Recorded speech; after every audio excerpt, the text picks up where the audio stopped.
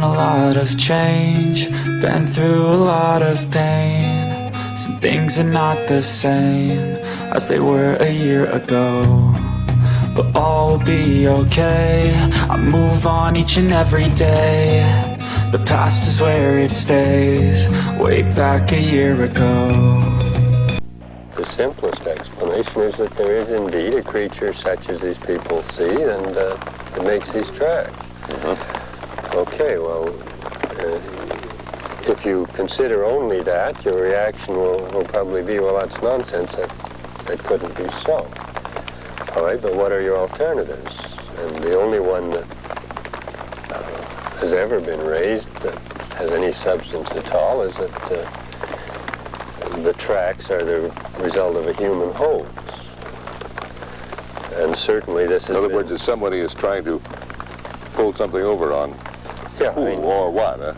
And you really can't write off all the sightings either. I mean, you can say some of them are mistaken and some of them are made up and some of them are hallucinations or what all, but it's you really can't write them all off. So that you've got to say that if you do not have such an animal, then you have not just one person, but a continuing group of people who are going to great trouble and expense to perpetuate this hoax. And they must be dressing up and masquerading to some extent, as well as manufacturing footprints. Well, that's not impossible, but people do some really queer things. But there's no evidence for it. In all this time, we've come up with all the evidence that you could ask for that there is a creature other than the creature itself. John Green's research and writings on the subject have encompassed the better part of 20 years. For Green, the Sasquatch exists, despite the fact that he himself has never seen one. A calm, somewhat dispassionate man, his writings reflect a journalistic background. The Columbia University Graduate School of Journalism, newspapers in Toronto, Victoria, Vancouver, BC. Publisher of a weekly newspaper near Harrison Hot Springs, where he now resides with his wife and family, and where he has devoted a large portion of his time and resources in attempting to obtain a thorough scientific investigation into the subject, and assembling what is certainly one of the largest collections of Bigfoot material available to date. The most conspicuous, of course, being the tracks themselves. Photographed, measured, tested for compression, and preserved in plaster, they represent a significant sample of thousands of tracks that have been found scattered over 500,000 square miles in area and 1,000 miles in length. These, together with reports of sightings and eyewitness accounts of encounters with the animal in question, help to trace the outline, at least, of the phenomenon in which he has played so major a role. First, as a skeptical reporter, and eventually as a dedicated researcher, whose refusal to accept the easy explanation of lies, bears, and hallucinations led to the conviction he holds today. Drawing from hundreds of reports, a number of which he has investigated personally, his up-to-date factual publications have helped greatly to publicize the Sasquatch problem. Yet despite the mass of reports, they represent only a small fraction of the populace, and lacking physical evidence, the scientific community remains largely aloof. In the words of Dr. Richard Doherty, head of Washington State University's Department of Physical Anthropology, evidence is a skeletal remains of the animal, and without that, there is no Sasquatch. Actually, we're, as a nation, rather interested in science fiction, and perhaps that's one of the charms of the field of anthropology, that we can investigate things such as the reports that have occurred over the years of such things as the lost continent of Mu and Atlantis and this kind of mythology. Right at the moment, there's a popular book on chariots of the gods. It'll sell millions of copies, absolutely without scientific fact. And yet, the the interest in science fiction is still there. People can look for Sasquatches, they can look for the Yeti or the abominable snowman. I think they could just as profitably spend their time out looking for trolls under bridges or leprechauns in the forest. Lacking a forest, we settled for an alpine thicket across from Boulder Creek Glacier on the south side of Washington's Mount Baker, whose volcanic proclivities have recently made this area accessible only for a short visit due to possible mudslides. It was here that Rod Puller had found a track following an experience with what he claims was a Sasquatch. Reenacting the possible route of the animal, as it moved down the rocky streambed, losing its balance momentarily, it had placed one foot on a soft, grassy spot, recovered, and went on, leaving the outlines of a print which Rod later had cast in cement. Whatever it was, it left minimal evidence of its presence. The encounter had taken place in heavy brush, and other than a series of high-pitched screams and an overwhelming stench, the animal had failed to reveal itself. According to Rod, however, who has had considerable experience as an outdoorsman and hunter, what he had heard was unlike anything he had ever heard before. And what he had seen imprinted on the ground next to the streambed was definitely not the track of a bear. Whatever credibility one may allow to the witness or the animal in question, there's no doubt that the tracks do exist. Either they are made by men or they are made by a very large creature. Something in western North America is responsible for the enormous human-like tracks, which at this point in time is the only tangible evidence that can be subjected to close scientific scrutiny. A Sasquatch enthusiast, even before he acquired his doctorate in physical anthropology, Dr. Grover Kranz of Washington State University has not allowed his new status to change his attitude. These are not necessarily convincing in themselves just because they're giant feet, but they show characteristics that are not just giant human footprints, but are anatomically designed for extremely heavy body weight. And I don't think anyone could have faked those things. First is the arch. Quite an indentation in the arch in the human foot, and it's not in the Sasquatch, which follows automatically from the great weight. The heel, the human foot, although it's almost as long, its heel is much narrower than the Sasquatch. Again, that's a measure of the weight carrying capacity of the foot. Then on the toes, the different sizes of toes, the big toe is biggest in the Sasquatch, but then they decline only slightly as you go down the line. But in the human, they decline very abruptly. The second toe is very tiny compared to the first. And these are not the sort of characteristics I would expect in someone faking a foot. He would just turn his foot upside down and carve a model of his own foot, and he wouldn't get these characteristics. There is no Sasquatch. Kranz does not speak for a large percentage of the scientific community. There's absolutely no evidence of their existence. Nothing that I would accept as evidence. And on the contrary, there's abundant evidence that there could be no such thing. There are no skeletal remains, no in-focus photographs, a series of reported sightings, footprints that could have been made by anybody. That isn't evidence. Along with size, it would also be necessary to explain the amount of compression. The question arises, could the tracks be made by an individual capable of carrying a large amount of weight? He would be, okay, if he's got 100 pounds extra on him, he's weighing 300 pounds. He's putting that weight on a giant fake foot that's going to be 3 times as large as the surface area of his foot. So he's going to be putting down much less weight per square inch, and it will be, in effect, a snowshoeing across the surface of the ground. But these imprints, as I've seen them, are impressed more deeply than a human would impress with an ordinary body weight. So you can't do it just putting a little weight on your back. If you're a 200-pound man, you've got to put something like 500 or 600 pounds on your back to make these imprints. And I don't know anyone who can walk around with 500 pounds on his weight and take 4-foot strides, step over barbed wire fences 44 inches, and climb up and down hills. I'm afraid that's out of the question. I mean, here you have a creature that is obviously totally in command of the situation physically. It's too big for anything to bother it. It can eat just about anything. It's got a good fur coat and quite away we possibly go, can huh? even sleep in the cold weather. It doesn't have to be around. And, you know, there's simply nothing there to put any pressure on this thing to develop, to survive by its wits. Yeah. It'd just be like the gorilla, which is a tremendously intelligent animal, but lives the life of a cow. You know, it's Yes. This idea that this is some kind of subhuman or semi-human, or some people even think they're superior to humans, you know, the idyllic forest life kind of a thing.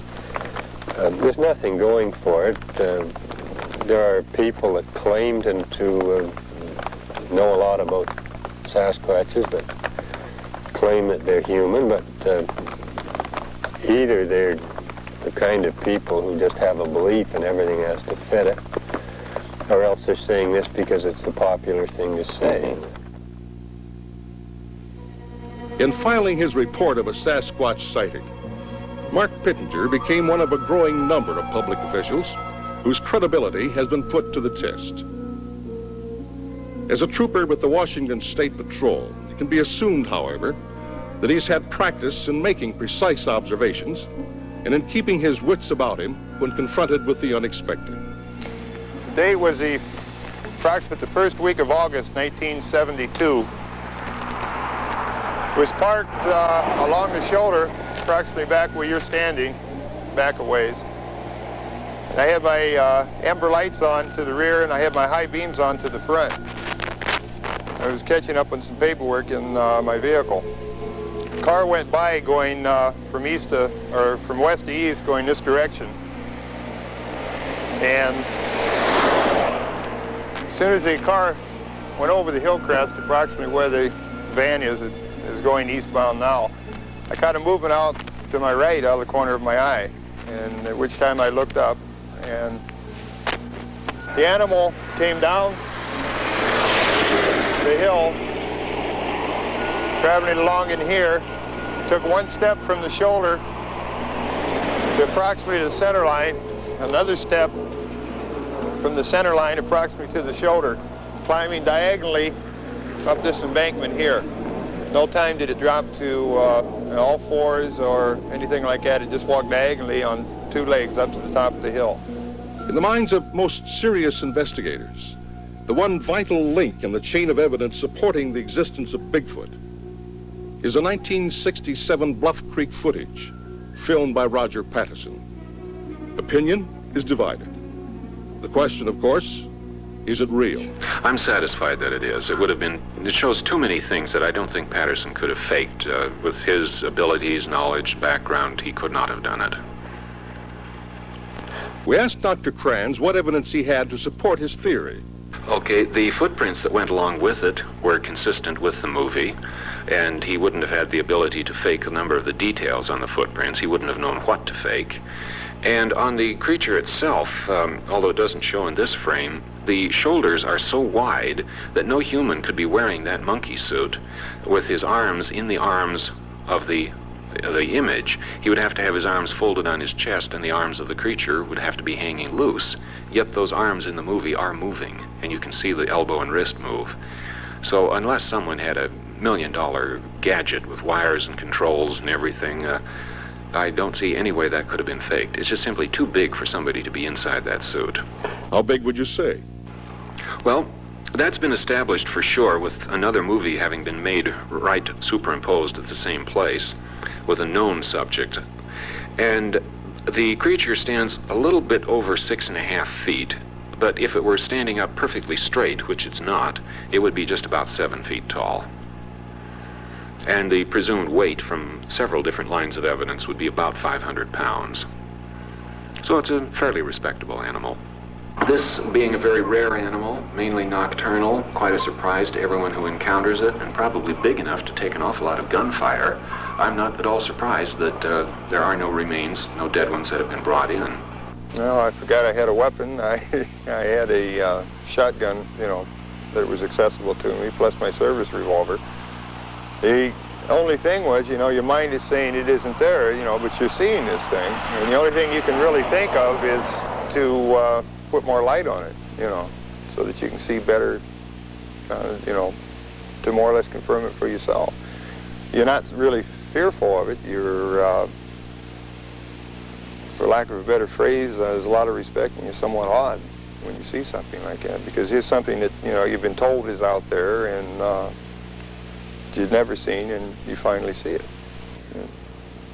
The scientific community should not be placed in a position of having to say they, to defend ourselves against the suggestion there are Sasquatches. The people who think that there are Sasquatches have the responsibility of proving the fact, and so far they haven't. In fact, I don't think it's even a reasonable possibility. Hard evidence to me is the existence of skeletal material of the creature, if it existed. There are loggers, people working in the woods all the time. There are tens of thousands of hunters combing the brush. There are people hunting bears with dogs. There are, you know, the people who suggest that there are remote recesses in the woods that nobody gets to is it's just fallacious. The timber cruisers, there's people out there all the time. These animals, if they existed, obviously would have to die. If they died, someone should come up with some peculiar skeletal features. Skeletal materials, that is, skulls, long bones, ribs, whatever. These have never turned up. You know, there's absolutely no hard evidence of the existence of these animals. That's the only reason that there's any mystery to this at all, is that nothing physical has been found. If it ever had been, we wouldn't be sitting here. There'd be another animal there that we would know about, and that'd be that. I'm convinced. It's not a matter of faith, it's a matter of evidence. I've got no commitment to an animal. I'm not in that field at all. I'm a newspaper man. All I was dealing with was something interesting. There's a phenomenon that attracted my attention, and I started investigating. One of the most frustrating things must be to actually see one. Yeah, I'm just as glad I haven't. Then in that case, you know, you have your own visual evidence that such a thing exists. Yeah, and then you can't stand back and take an impartial there's no way. at all. You're stuck. You know that such a thing exists. You're there trying to convince people that you're telling the truth and really saw what you see. So, and this is very hard on a lot of people. It would be. They're accustomed to having their word accepted, sure. And all of a sudden it just doesn't work anymore, and it's a real shock to them. It may even reach the stage where you're wondering if you had actually seen something or not, if your mind had played tricks on you. I'm sure that a lot of people, the mind tidies this away after a while. Yeah, it's just too hard to accept. Yeah, that's one of the first things I learned. I've probably learned more psychology than zoology over the years. Is that right? Is that there is a mechanism in the mind that tidies things up. I would get, away from this for a month or so. Nothing would bring it to my mind at all. And the next time that the subject would be under consideration, I would realize that I had acquired an emotional attitude that it had all been explained. And I would have to go back over it and determine that it hadn't been explained. Yeah. There's no way to me it's a myth. To me, I swear to everything that I hold sacred that yes, indeed, there is a Sasquatch. You take it for what it's worth. Some people laugh, some people listen. You get in a tight group for those who believe. It's just like a religion. If I were to say to you, prove to me today that God is here, and you'd have a heck of a time doing it, And likewise, you come to me and say, well, prove to me beyond a reasonable doubt that there's a Sasquatch. I can't. There's a little bit of faith involved in their belief. You either believe it or you don't. The ones that have been in it for years, like John Green, 20, 25 years he's been in it, he's never seen one. But he's got physical evidence like you wouldn't believe, that these things exist. Something keeps that man going. I'm sure you've met the individual and you know that he's a sincere individual. why would these types of people be out in the brush, away from their family, you know, enduring hardships, ridicule, what have you, if there isn't something out here? You know, to me, beyond a reasonable doubt, there is a Sasquatch. I call it Sasquatch for lack of a better name. Someday it'll be named. Having eliminated the impossible, Sherlock Holmes once said, whatever remains, however improbable, must be the truth. Yet for John Green and a growing number who continued to raise the question, credibility is still an elusive target, and the answer is yet to be found.